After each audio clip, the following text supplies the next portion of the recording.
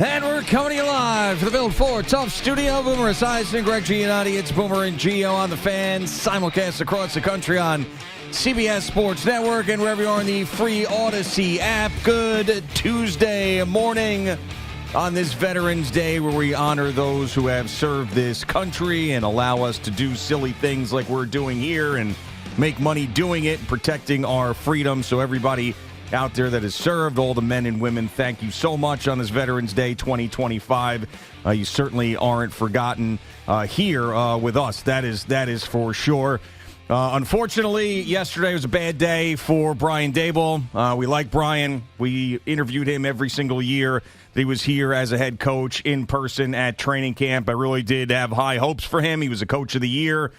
And things seemed like they were great after year one, and they finally found their guy. I sat here and said to you many times, well, at least they got their coach. At least they got their coach, and it just didn't work out again. And I am a little surprised it happened yesterday. I thought it was a possibility, but still a little surprised it happened yesterday. But I think that, fair or not, the Jackson Dart injury had a lot to do with it. And I don't think that was all Brian Daboll's fault. I really don't. And Jackson Dart has to learn how to protect himself. But when you lose the benefit of the doubt, you're 2-8 again, and this prize possession is hurt on a cold run, then you just got no shot, and that's what happened. So Mike Kafka will be the interim head coach, and here we go again in New York football, trying to find the next guy. Good morning, Boomer. How are you? Yeah, good morning, G. I'm doing well. Actually, the Rangers scored 6 goals last night. Yeah, you so called I feel it. very good. I You feel called very good about that. Well, they're playing a terrible Predator team. Oh, my God, they stink.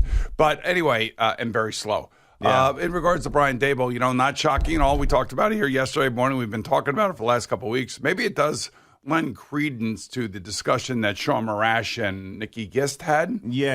Right? Gist, whatever. Maybe it does lend credence to some of the things that they had heard, whether they heard them from, Sean heard them from her or somebody else, or they both had the same inside person. I don't know. I don't know if they take great joy in that or not. I certainly don't. I mean, I don't like She did. I think she was. I don't like like when people get fired. I mean, it's just especially people that you really like and you think that are good at what they do. And unfortunately, if they win the game in Chicago and Jackson Dart doesn't get hurt, he's not getting fired. That's as simple as that. Yeah. I mean, they blew another fourth quarter lead. The heart and soul of the team goes walking in in concussion protocol, and then the inevitable is going to happen. I mean, the ownership can only take so much. And if we're talking about it, you can imagine how many fans and season ticket holders and sponsors and the business side of the building and how many Packer fans are going to be here, this coming weekend. I mean, it's going to be – and by the way, the Packers, I don't know what they're doing, but that's a whole nother story we'll get into a little bit later. But for Brian Daboll, it's a sad day, and I've been here for 18 years now, and I've gone through this with every one of these franchises, and you take no joy when somebody ends up losing their job. And it's hard for ownership to deal with because these people they've created relationships with over the last 4 years. There's coaches that are on the staff now that I guarantee you are looking for their next job. So they're going to have to, kind of fight through this with Mike Kafka and do the best they possibly can, and then knowing that they're going to have to uproot their families. Yeah, I mean, and it's a brutal business. These guys get paid a lot of money. They know exactly what they're getting into, but obviously it's a tough time for Brian Daboll because he wanted to be the next Giants head coach to hoist a Lombardi, and it got off to such a great start. And I don't think he's a dummy. I don't think that I've seen a lot of coaches come through here that I did feel like were dummies. I don't feel like he was. There's a lot of circumstances that led to this, and also, the keeping of Joe Schoen is interesting. I don't know when these guys came as a package. It always felt like they were together and trying to rebuild this team. And for whatever reason, in the last year or so, there was a split where it was like, well, Joe Schoen and Brian Daboll are now on two different pages, and Joe Schoen seems to be more well liked in the building than Brian Daboll. And if someone gets fired, it's going to be Daboll over Schoen. Now they're keeping Joe Schoen to lead the search of the next head coach, and I don't believe that Joe Schoen has done enough here since he's been here to earn the right to build this team in the way it needs to be rebuilt. You know what I mean? Yeah, I know, but I also understand that there's probably a fatigue within the building over there of changing everything. Yeah. And they want to give I would think that this is all about giving the general manager an opportunity to select his coach. Now, he is going to, along with the Mara family, whether it be John or Chris or maybe the Tisches will be involved in some sort of the interview process and everything that they have to go through, that they'll come up with somebody. And you're going to hear all the same names. And you're going to hear arguing back and forth within the media, on social media, about who the Giants should hire. And I think Joe Schoen now has two things on his plate. Number one is obviously, all the college guys that they have been scouting, and that's a hard thing to uproot right now. You've done a lot of scouting. They're 3/4 of the way through college football, and, your scouting staff is starting to put things together and getting ready for the upcoming draft. And there's the other side of it, and that's going to be free agency. What will the Giants spend in free agency? All of that stuff is going on behind the scenes constantly. It's a 24/7 operation, 365. They never take a break. So, I mean, he's got to get that part of it right, and he's got to get the right coach. And it would seem to me, just by common sense, that it would be an offensive head coach. It has to be. It has to be somebody that's going to continue to get the best out of Jackson Dart, which is what makes this job so attractive. Yeah, I mean, unless you have an offensive coordinator and there's only one really like him in Josh McDaniels, but someone of that ilk where you can have a leader like a Mike Vrabel and then hand the keys to Drake May and the offense over to Josh McDaniels. And that's a rare situation and something that's going to be hard to duplicate. If there's one guy I would say, though, that I would like as a head coach who's not an offensive mind, and the name has been out there and mentioned again, is Steve Spagnuolo. I would bring him in. He understands the Giants. He has been a part of a winning program. He's got Super Bowl after Super Bowl after Super Bowl. If you could pair Spags to restore the Giant pride with the right offensive coordinator, that would be a defensive coach I would accept. But, of course, the trend in the NFL is the offensive mind, and I'm not going to argue that. Well, Mike McDonald, Seattle, is defensive. And he's probably I'm just trying to think off the top of my head. John Harbaugh was special teams, which is kind of defensive in nature. But when you think about defensive head coaches in this league, I would say that McDonald seems to me, the Seattle head coach, is probably, doing the best, but he also has a good offense coordinator, and they also invested over $100 million in Sam Darnold, and they're getting a lot out of that. Sure. So when I think, you think Shanahan, McVay, Kevin O'Connell, Canales, Liam Cohen, that's the guy, the 30-something guy that you want being your head coach who, two things. Number one is offensive nature, but also, number two, I want a guy that's really going to look the part on the sideline. You know what I mean? That's a big thing, guys. I'm telling you. You want the right guy standing on that sideline. So, and I thought Brian Daboll was very good with the media. He never talked himself into anything. He was always really good handling the media. He was always non-confrontational. I don't remember for the life of me, the 4 years that we were here, that he ever stepped in it.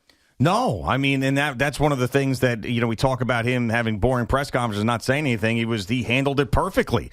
I mean, and he did it in a non-condescending way. Sometimes, Belichick, who coached for many, many years, would do it in a condescending way. And Brian Daboll found a way to really never create controversy, but it's about the wins and losses. And another guy I would say, though, if we're going to this combination, I think will get hired at some point if and when this Brian Flores lawsuit thing gets settled, if it ever does.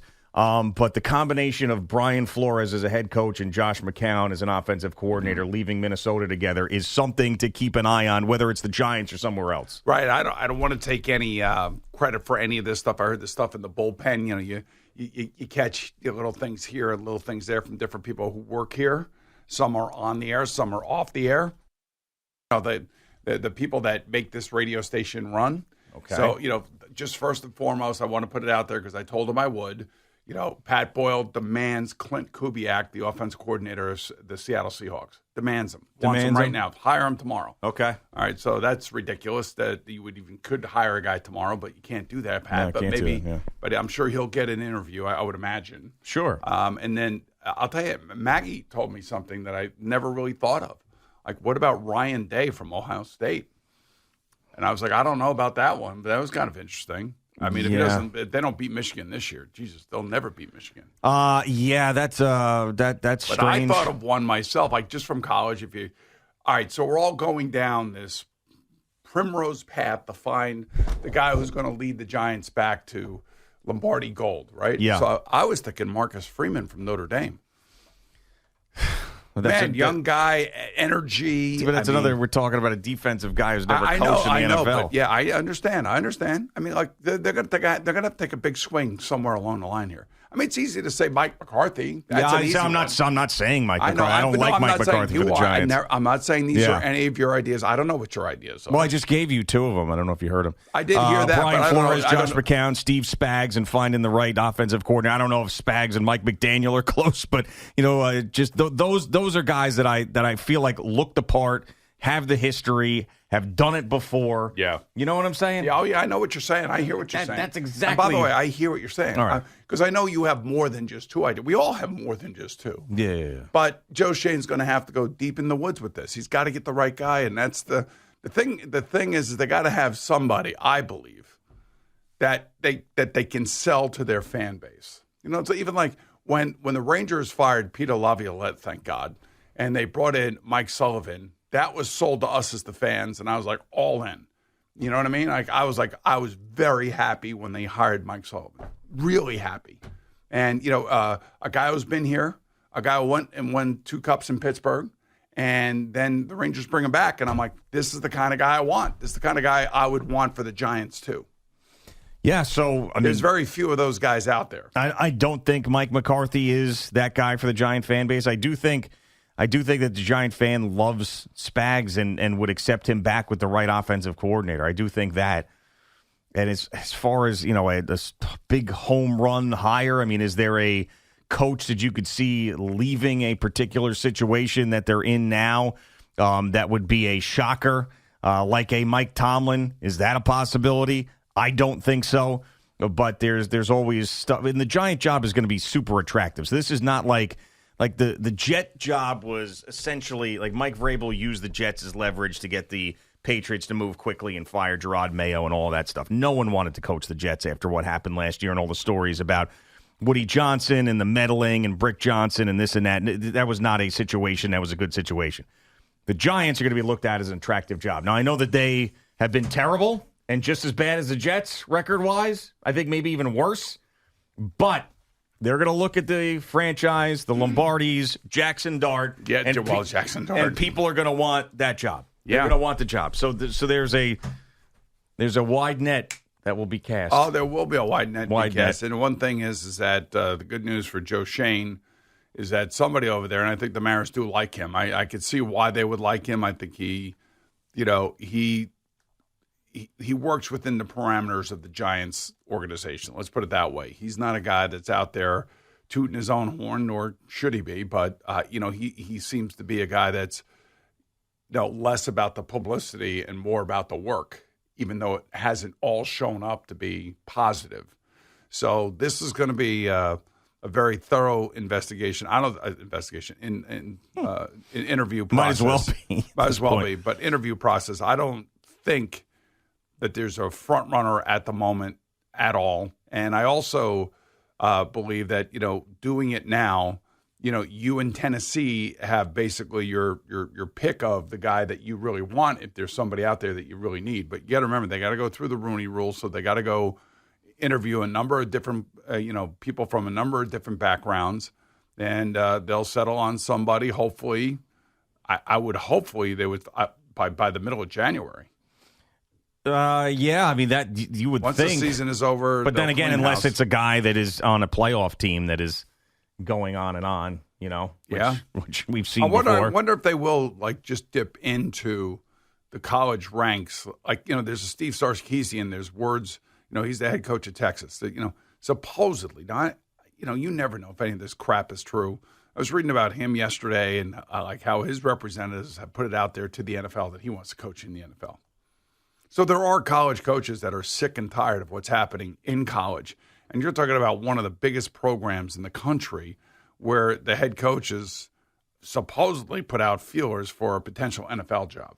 Yeah, I mean, I feel like that would be a sort of a non-Giants type of move if they ended up doing that. But maybe they are going to do something different. Maybe this time around with some of the uncertainty that's going on in the organization, they will try something different. The one thing I do know, and Joe Schoen is a part of this, the league is getting younger. Look at Darren Mucci.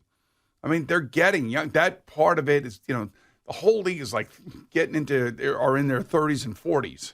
The old dogs, there's a few of them left. Couple old dogs. But, this is all about, youth movements and energy, and, teams are looking for guys that, that bring that. And, it's very hard to convince me that a 65-year-old is going to come in here and is going to rev up the team. Yeah, but then again, I mean, we've talked about guys that are, that the age is just a number. I mean, Pete Carroll, even though things are not going well there, that's one of those guys. I do think Spags is one of those guys. I mean, I don't. It really depends. It's also like, and there's no. I don't see it, but I don't see how. Now with Joe Schoen staying here, I don't see anybody reaching out to Bill Belichick. No, I think that's completely dead. Well, I don't. You never know, man. Desperation, desperate times, desperate measures. Yeah, but I mean, if Bill Belichick is a serious consideration, I mean, he's got to put together a real staff, because any time that he was messing around, I almost said being around, with his assistant coaches, they were terrible. Yeah. Like when Josh McDaniel was there, it was great, with Charlie Weiss, Romeo Crennel, all of those guys. But then when he tried to do everything himself and thought that he wanted to prove to everybody, so I can have Matt Patricia and Joe Judge be my offensive coordinators and I can have my son running around on the sideline, then he sucks. So if he wants to come in and actually put together a real coaching staff, then I'm okay with that. But Joe Schoen staying here with Bill Belichick as the coach is never going to work, because Bill Belichick's not going to come to a team where he can't pick the players. If he wants to get back in the NFL, I think that ship has sailed. I really do. Yep. I agree. I mean, that's one of the reasons maybe why he went to North Carolina. It's not really the money, because the money's not that great, and he's made a lot of money when he was coaching up in New England. He wanted to build a team from the ground up, and that's exactly what he's done. He's won 2 in a row there now. I'm not saying that it's great or they look like they're on their way, but things seem to have settled down, at least for now. All right, Boomer and Gio just getting started on this Tuesday morning on the Fan and CBS Sports Network.